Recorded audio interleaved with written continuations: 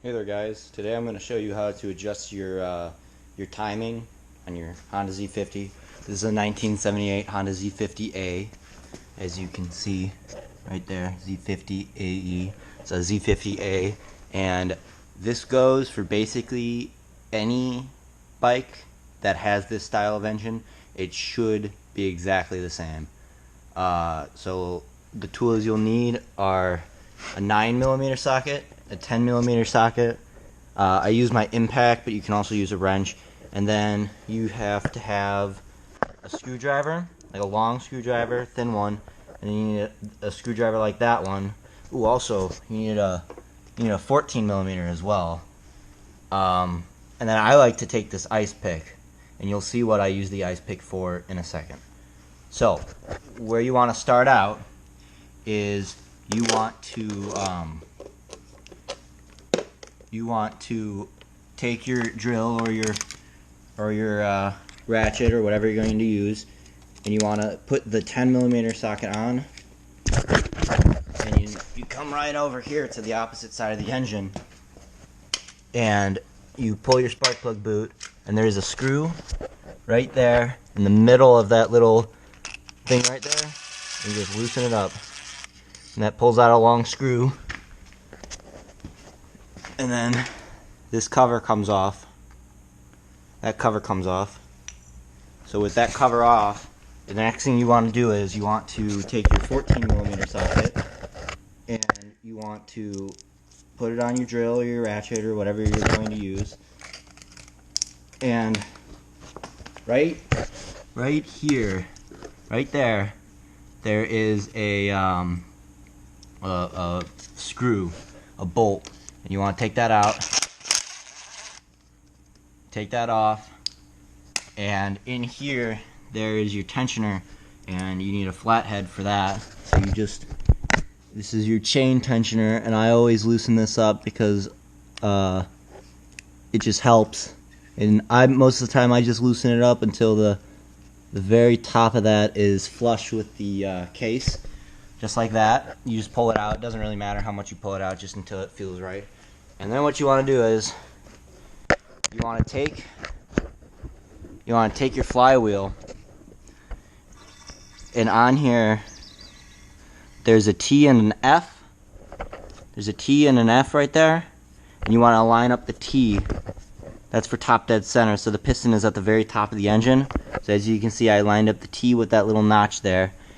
And then what you want to do is, there's this little circle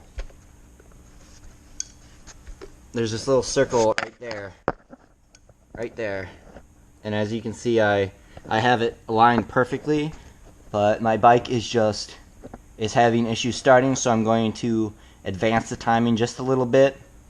To advance it, you make this mark go up, and you only want to do one tooth at a time if you can help it. So I'm going to show you now how to actually do that. So what you want to do is you want to switch over from your 10 to your 9, and this is why I'm using a drill, because it's just a lot easier to do this with a drill than with a ratchet or anything else. Let me just try to set up my leg here. There you go.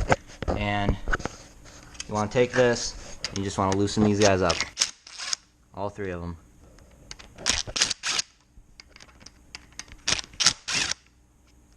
With those loosened up, you can remove them. Don't drop them into the engine, because ask me how I know that is a big hassle. You just remove them and you keep them in a safe spot.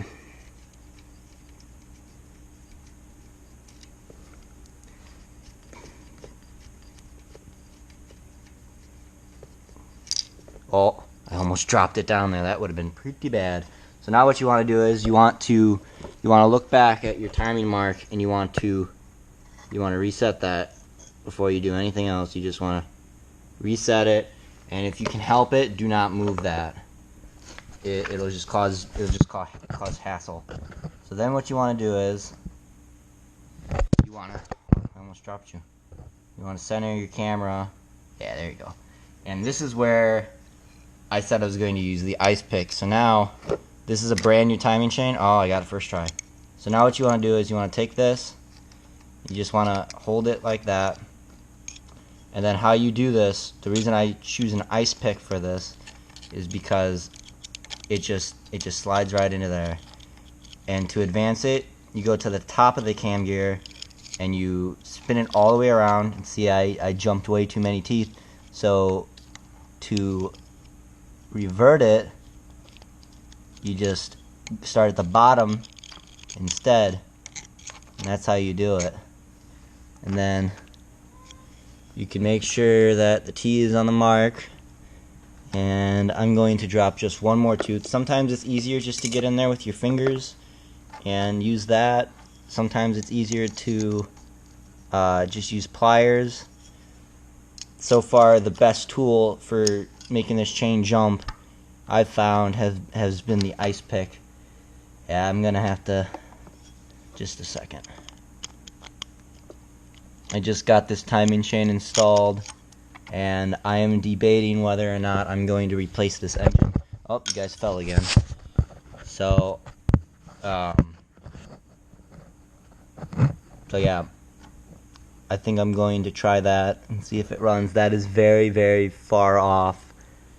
I think I might retard the timing a little bit because that's just a little bit too much.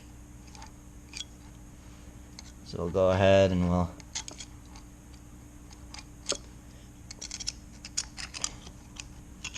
retard the timing a tooth. Once you get the hang of this, it's pretty easy. Sometimes you have to pay attention to which way your bike is leaning, because gravity does sometimes play a role in this. I don't like that. I'm just going to set it center again because I don't like how that looks. So we'll just go ahead and we'll spin that back around. And another great use for the ice pick is you can slide it into that cam, the bolt hole, and you can just realign it like that. And then basically at that point you just start popping in your you just start putting your bolts back in. Oh, there goes my light. Whoops. Let's set that back up.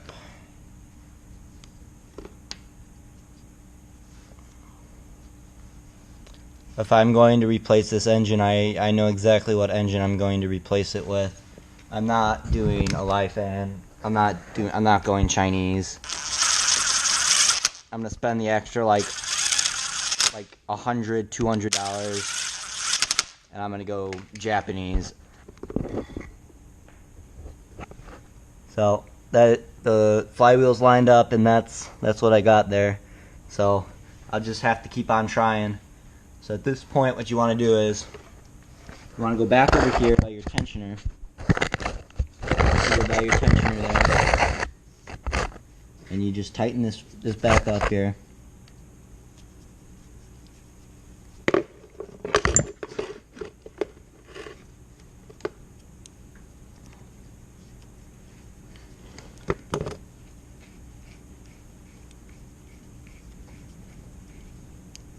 The way that I do it is I just tighten it until it's snug. It doesn't need much more than that. I mean, it's just a spring-loaded tensioner. And then you take this cap off that you had. You got to make sure you got that washer on there. If you don't, then it might not seal out junk, and then you'll have to be battling with junk in there when you're trying to loosen it up. You just do that, and then you switch back to your 14mm.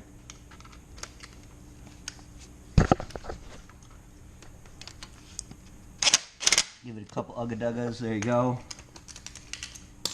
Swap your 9mm for your 10.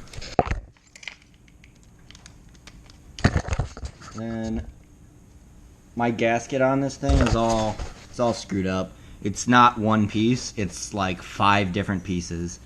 So I gotta be especially careful with this part. So now you gotta make sure that you got all this junk out of there. You don't want to get anything mixed up in there. and it's turning into spring here, so this bike is very dirty, and I am in the final stages of deciding what engine to get. Normally what happens is there's like little rabbit ears here, and this little piece here, that one goes in between those, but it seems as though that this engine was hungry and it decided to break those pieces off. So that means that I can put this wherever I want. So I'm just gonna put it right there. That's a good spot.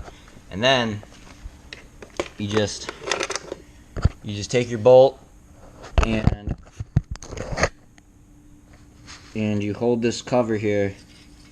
You just slide it back in.